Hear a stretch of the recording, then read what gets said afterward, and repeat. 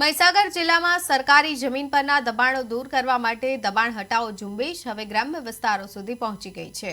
સરકારના આદેશ બાદ ગ્રામ પંચાયતો દ્વારા સરકારી જમીન પર થયેલા દબાણો દૂર કરવાની કામગીરી હાથ ધરવામાં આવશે।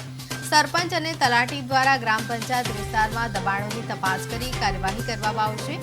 જિલ્લામાં અંદાજે 58 જેટલી ગ્રામ પંચાયતોમાં દબાણ હટાવવાની કામગીરી હાથ ધરાશે। ખાનપુર તાલુકામાં પણ ગ્રામ પંચાયત દ્વારા દબાણકર્તાઓને આજે નોટિસ ઇસ્યુ કરવામાં આવી છે। નોટિસ બાદ દબાણ દૂર ન કરાય તો ગ્રામ પંચાયત દ્વારા દબાણ હટાવવાની કાર્યવાહી પણ હાથ ધરવામાં આવશે।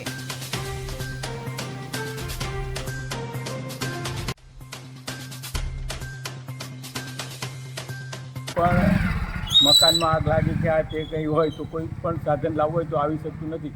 એનું દબાણ દૂર કરી અને સ્વરે ગામમાં ભલે અમારું પોતાનું આખું મકાન જતું રહેતું ભલે, પણ ગામમાં સાધન આવે અને એ થાય એટલા માટે જ ખાસ આ નોટિસોનું ગ્રામજનો દ્વારા તથા પંચાયત દ્વારા આ કરાવવામાં આવ્યું છે।